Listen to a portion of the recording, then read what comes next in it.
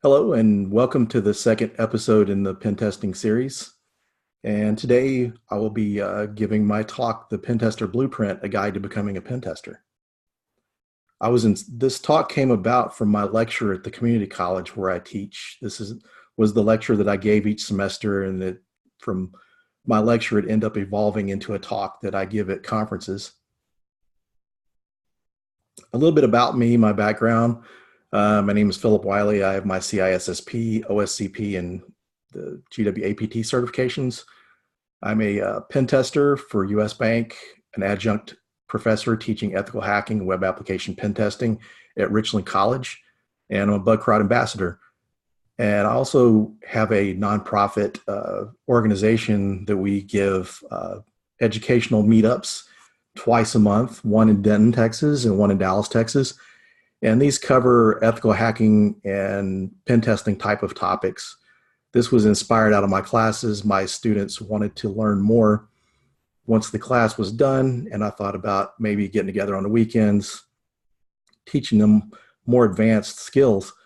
And then I had what really inspired me further to pursue this is I had a couple of students that were trying to transfer from another local college to take the class. They couldn't transfer, and so I was really disappointed that because they really wanted to take the class. And so I decided to start the Pwn School project. So we meet once a month in two different locations, and we go over anything from wireless penetration testing to web app pen testing. We've done some bug hunting sessions, teaching people how to get into bug bounties and so forth. I've been in IT and InfoSec for 21 plus years.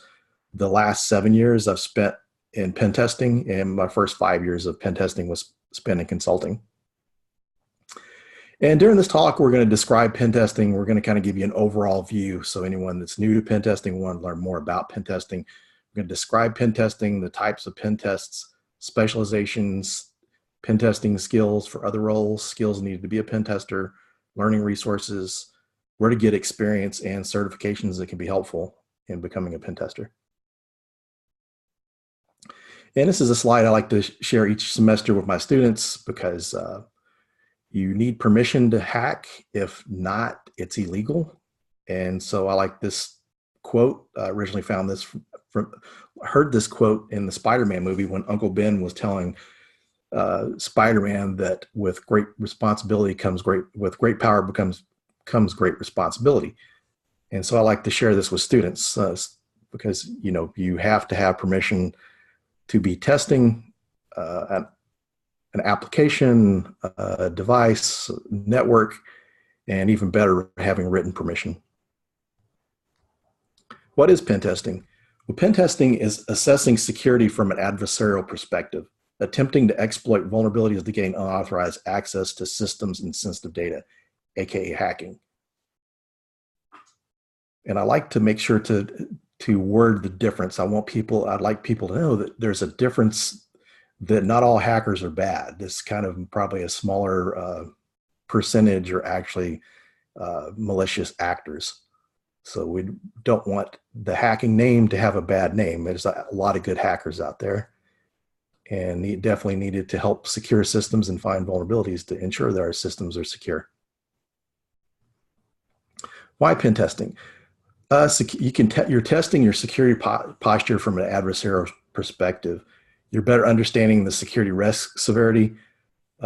Exploitable vulnerabilities are higher risks and a higher priority for remediation, as well as justification for budgeting. Sometimes you really don't realize you may find a vulnerability, and it could be like upload related. You're able to upload a file, and if the permissions aren't set properly on the service, then you can do a lot more riskier things. Like if you have root level access to a Unix or Linux server, or NT system authority to a Windows server, if you have that kind of level access, you can do a lot more damage. So if you're able to test it as an adversary, as a malicious actor, then you're able to go in and see what can be done further. You're able to better rate the risk and see the severity of it. And a lot of times vulnerabilities remediation is dictated by, whether it's worth the money to fix. So this is a way to justify to management to give the money to remediate these vulnerabilities. Why pen testing? A big driver for this, especially for people in the banking industry, is PCI, regulatory compliance. And recently the GDPR that has come out about in recent years are drivers for pen tests. And regulatory compliance is a good driver of that. A lot of companies, if it wasn't for compliance, they wouldn't be doing pen tests. So it's a good thing that those regulatory requirements are out there. So the applications are being tested as through pen tests. And it's a fun job. It's a great there's a lot of great opportunities out there.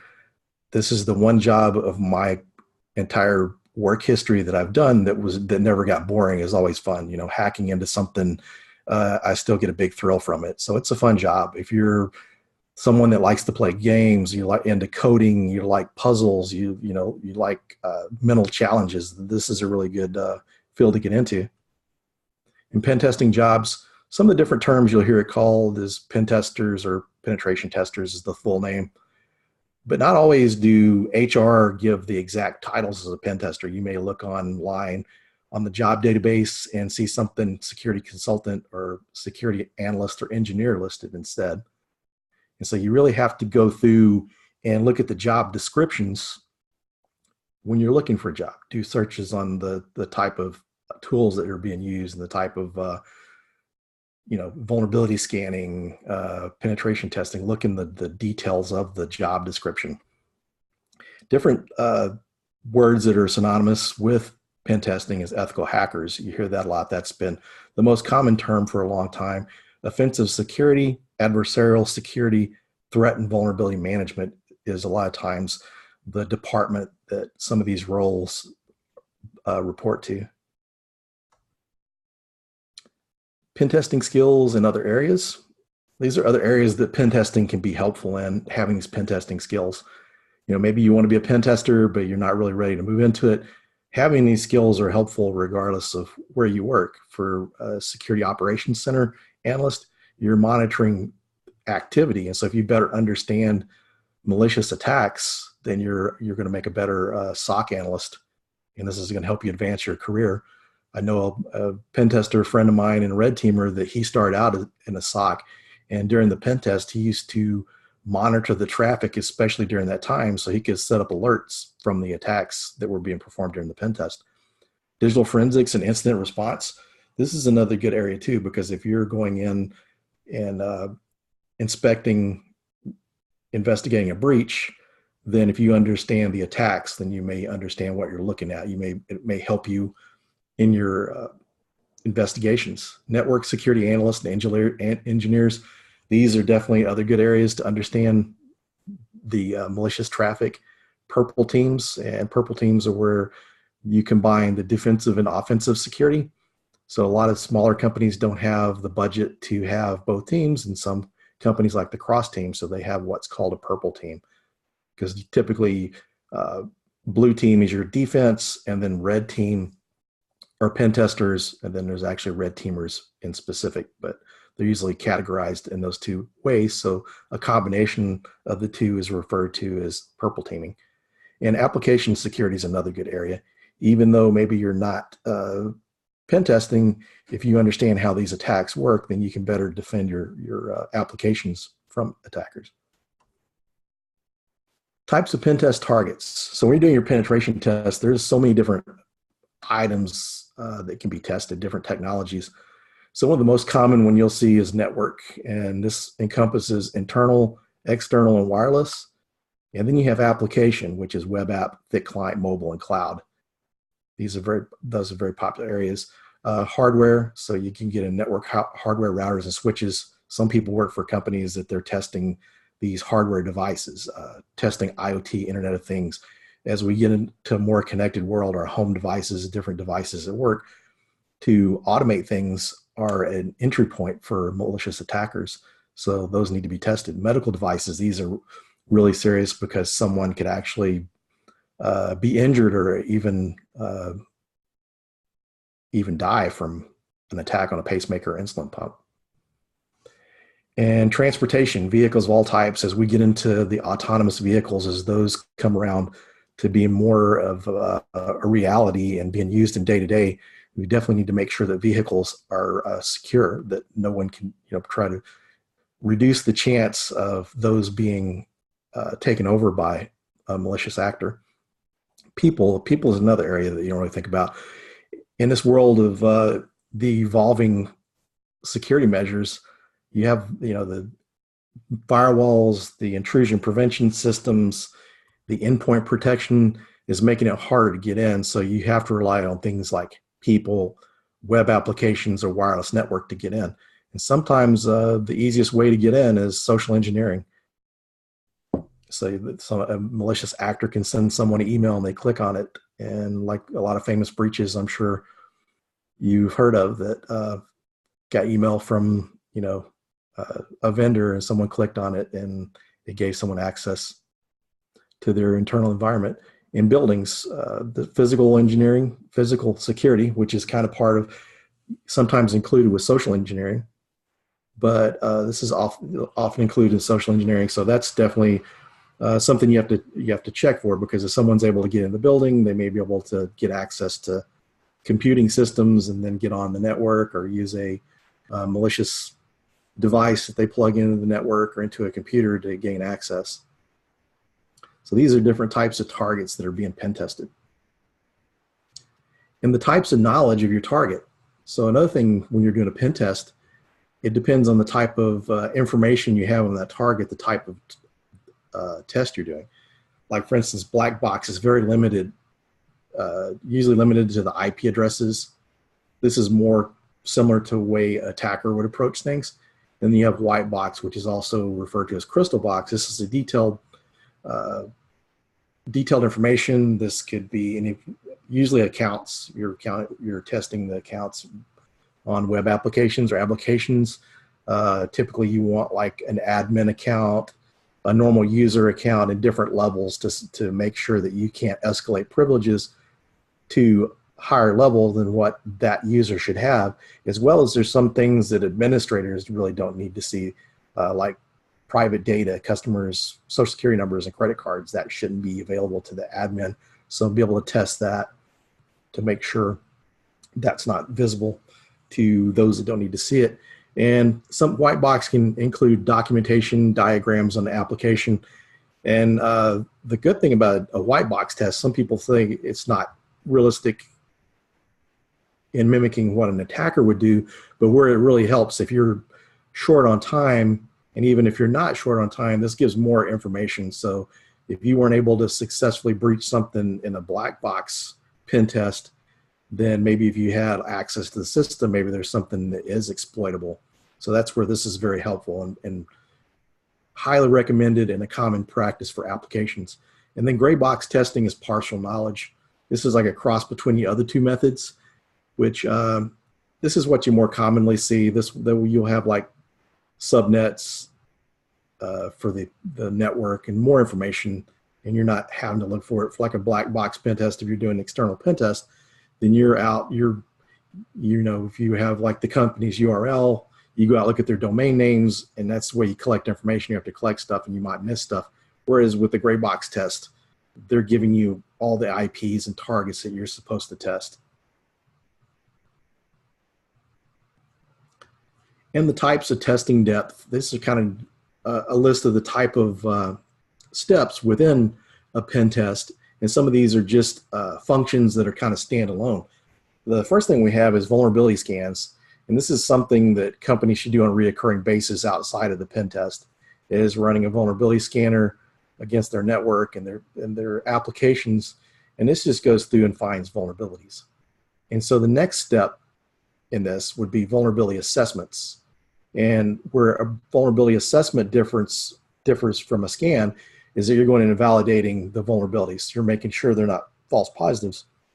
Because while vulnerability scanners are very helpful, sometimes they do find false positives. So you want to make sure that it's not a false positive. And if it's a false positive, then you remove it from the report. But you want to make sure that this is a true finding, a true vulnerability. The next step up is the pen test. This is a vulnerability assessment plus exploiting the system. also known as hacking. So once you've validated that vulnerability, then you see if there's any exploits out there, any way to exploit the system, hack into the system. And the next step is more of an adversarial simulation or red team. People's definitions of red teams kind of vary. One of the best descriptions I've heard given for red teaming is it's testing the blue team. Usually when you come in and do a red team test or adversarial simulation, very few people know. Typically the security people don't know what's going on. Maybe the CISO, some people management. That way they see how people react to an attack.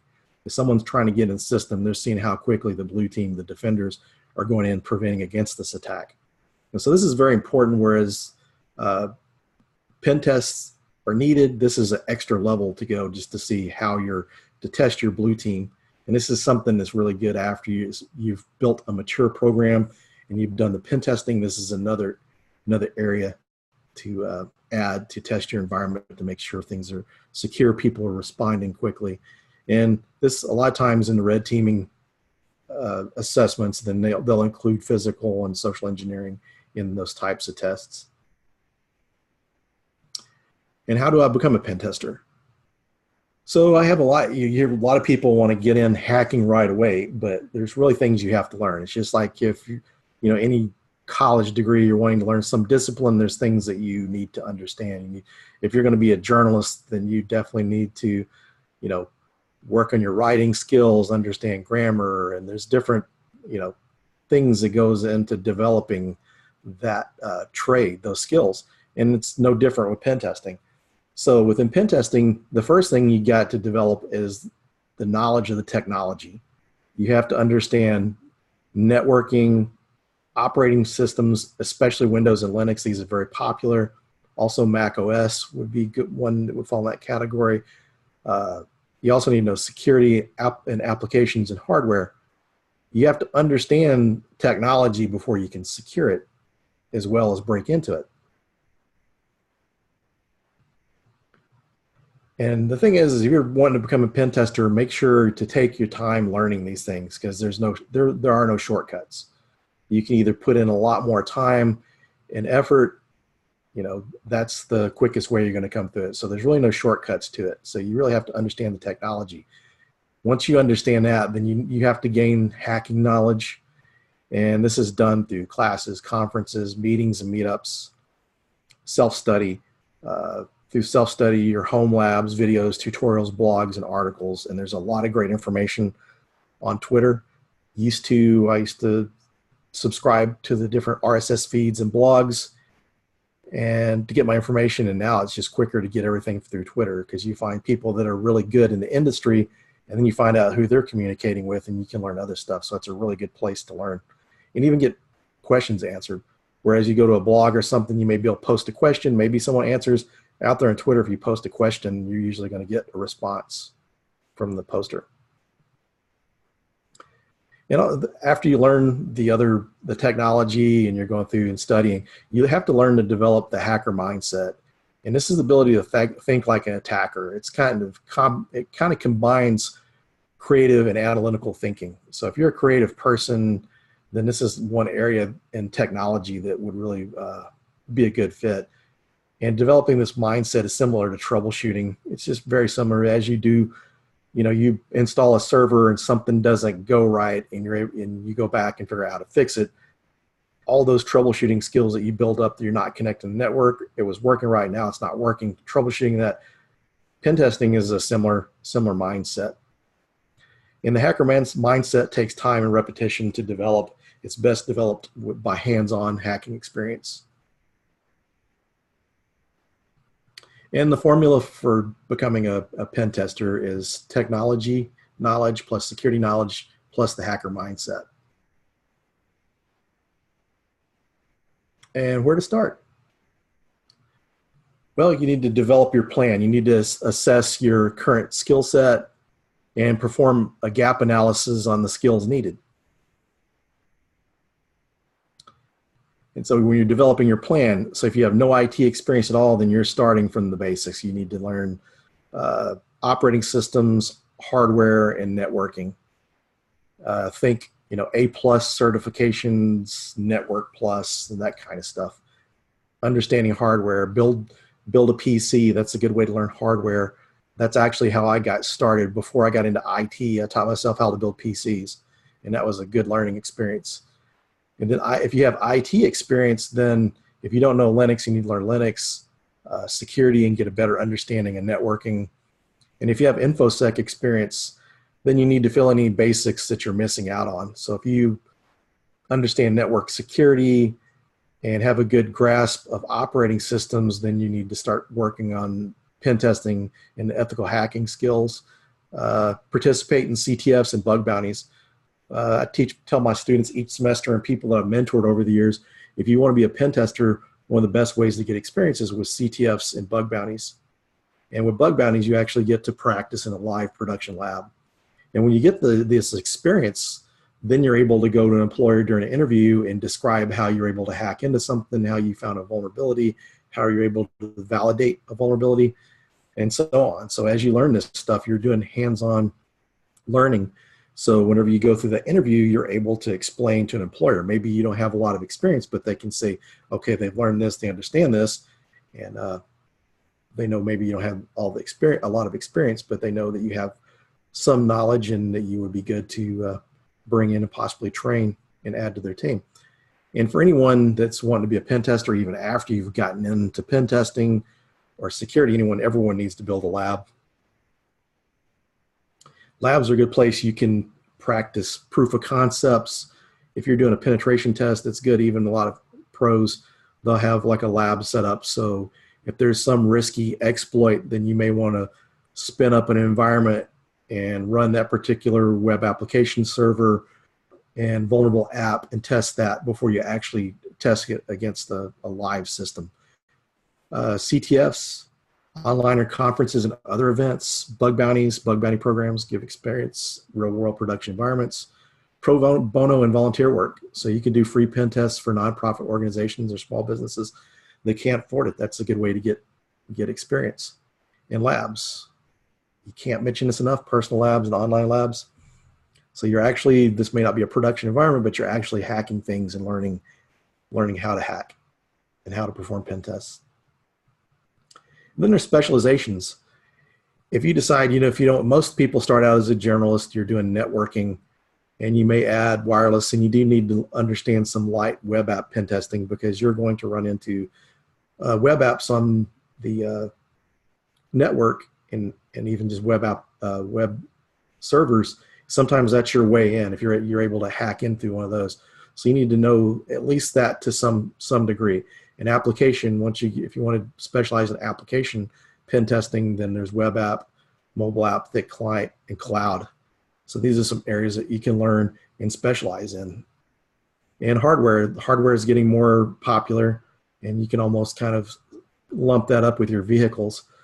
People are starting to look for a lot more hardware hackers and vehicle hackers to be able to make sure that they're finding all these bugs in these systems before they're put out into production.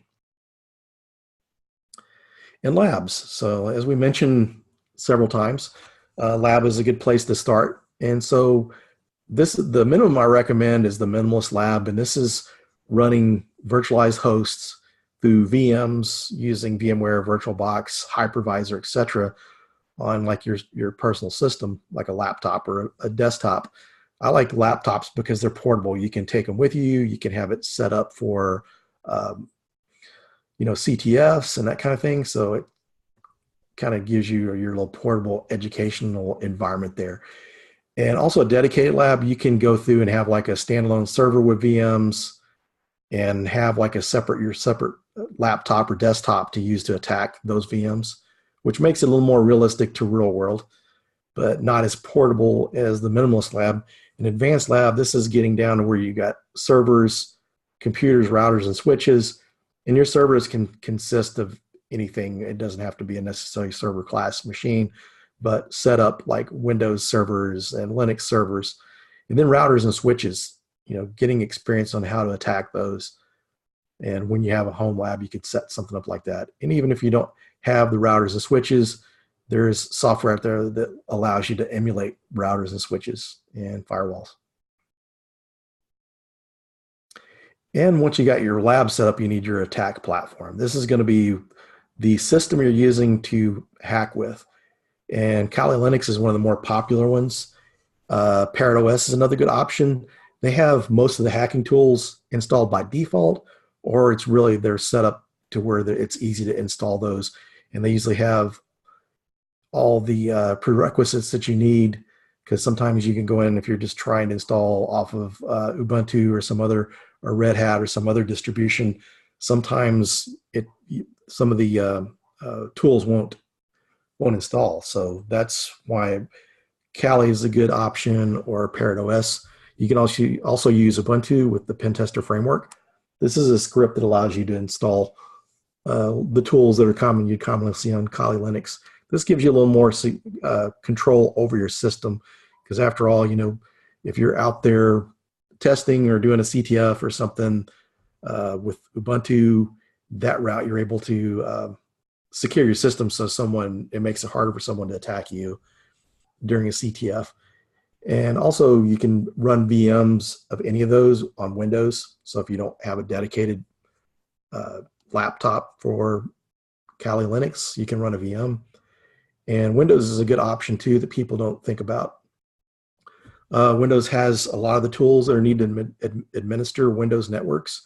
So if you're not running a dedicated Windows machine, then you definitely should consider having a Windows VM, Windows 10 or 7 work well, and have those set up, because now there's the new distribution, Commando VM by FireEye. You can install that, and it's got the hacker tools set up in there.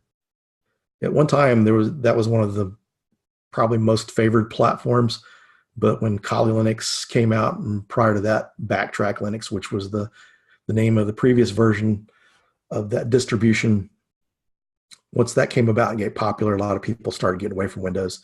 But with a lot of the PowerShell stuff coming out, you can run that on Linux. But it's nice to have it be able to run things natively in Windows. It makes some tasks easier than trying to run it in Linux. And the targets. So your targets, you're going to create a VM for your attack targets, and vulnhub.com is a good option. Metasploitable 2 and 3 are really good to start out with. I would recommend starting out with those for your network pen testing. And OWASP WebGoat, there's like 7 and 8 for that out there. And you can create your own VM targets with vulnerable software from ExploitDB. So you can go out and find the vulnerable versions and set that up in your lab. You can set up your own lab, make it more customized. And recommended reading. This is the Penetration Testing, a hands-on introduction to hacking. I highly recommend that book. I was using that for my course manual for my ethical hacking class, but we moved to the Pentest Plus materials. That way students could study for a certification. This is a really good place to start out, and you can also build a lab. There's instructions on building your lab in that book, so that's a great one to start with. After that, I'd move on to the Hacker Playbook 2 and 3. Hacker Playbook 3 covers more red teaming stuff if you're really interested in red team. And then the Web Application Hacker's Handbook, Discovering and Exploiting Security Flaws. This is a great one, and you want to make sure to get the second edition. That one's a great one for web application pen testers, and I think it's kind of a book everyone should have on their shelf. And then the Red Team Field Manual. This is a good book here because it will give you different quick snippets of code and syntax for Cisco, Linux, and Windows, different administrative tasks. And the book is really small, lightweight to carry around, but it's really easy to read and shorten to the point on how to do the tasks that you're looking for. And learning resources. SANS Institute is a really great learning resource, as well as eLearn Security, Virtual Hacking Labs, Pentester Academy, Pentester Lab, and Practical Pentest Labs. All these kind of start in order of your SANS class is going to be a little more expensive. eLearn Security gets a little less expensive, as well as Virtual Hacking Labs.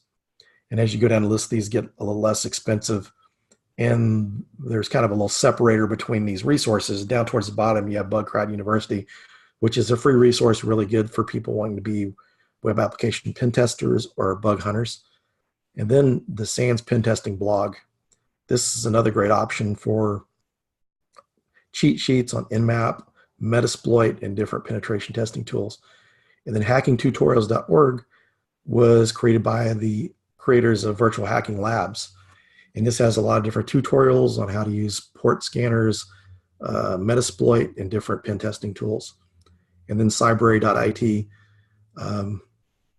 the book that mentioned in the previous slide, the penetration testing book, that first book, their advanced course on Cybrary is created by that author. And so there's videos on there, so those are really good to go through, have some good information. And then OWASP, that's one of the best places to go for web application pen testing tools and methodologies. And it's a lot of you may have heard of the OWASP top 10. That's where that comes from. That's a really good resource there. And they got like a list of vulnerable VMs on there as well as different tools. They have a lot of security projects like OWASP Zap, which is a web app pen testing tool that you can download and use. It's free. And Over the Wire CTF is a really good site for online CTFs. And like one of their series, I think it's the Bandit series, that goes a lot into Linux, so you can learn a lot of Linux and Unix security. And certifications, the CEH and Pentest Plus are good beginner level certifications. These are good to get your foot in the door because they're recognized by HR, management, as well as their DoD certs. And the GPEN is GPEN and OSCP are your next level certs. These are really good. They go through, and the SANS and the offensive security materials are created by industry experts. The SANS classes are hands-on. You have hands-on labs, and the exam is like a written, computerized question-answer type exam, whereas the OSCP, you actually have to hack systems to pass the certification test. And then the GXPN and the OSCE are your next level. These get into more advanced techniques as well as exploit development. And job tips, professional networking. Make sure you're going to different meetups. If you have local groups, you have local DEF CON groups, OWASP groups. If you can't find these, look on meetup.com. Get out there and network, because it's a lot easier to get your foot in the door of companies where you know someone. We had a young man that goes to the local DEF CON group here in Dallas, and he gave a talk last year, and a hiring manager was in the room and was impressed by his talk and asked for his resume. And I've recommended people from the community for jobs. People come to me looking for pen testers because I teach pen testing, but also know people in the community that are looking, and from knowing them, I have an idea of what they know and what they want to do. So get out there and network, go to conferences. It's a good way to learn about jobs.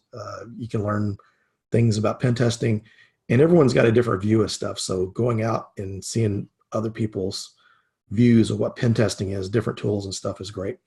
So definitely get involved in the community. Go to the B-Sides conferences, volunteer at these events. It's a really good way to network and meet people. And LinkedIn, make sure you have your LinkedIn profile set up, and this is professional. You don't want to treat it like Facebook. And so this is like your resume. You want to keep it up to date, get a good professional profile pic, keep a list of all your skills on there, network with other people, and you can help. There's a good way, recruiters will see your LinkedIn profile, and you'll get a lot of requests for them for resumes. So it's really good to have a LinkedIn profile and keep that up to date. And interview tips to prepare for the interview: know the OWASP top 10 if you're going for a penetration testing interview, regardless if it's dedicated web app or network. You'll usually get asked what cross-site scripting is, how to prevent cross-site scripting, as well as like SQL injection and those type of attacks. So understand that study before you go out. Understand the basic stuff like the three-way TCP/IP handshake and the OSI model, because those are things that maybe you've studied and you haven't thought about in a while, but you could come up and get those as an interview question. One of my last jobs I interviewed for, I had those same type of questions come up during the interview. And here's my contact information for anyone who wants to, has any questions or anything, you can reach out to me. And I'd like to thank you for joining this webinar. And I hope you find this information useful. Thank you.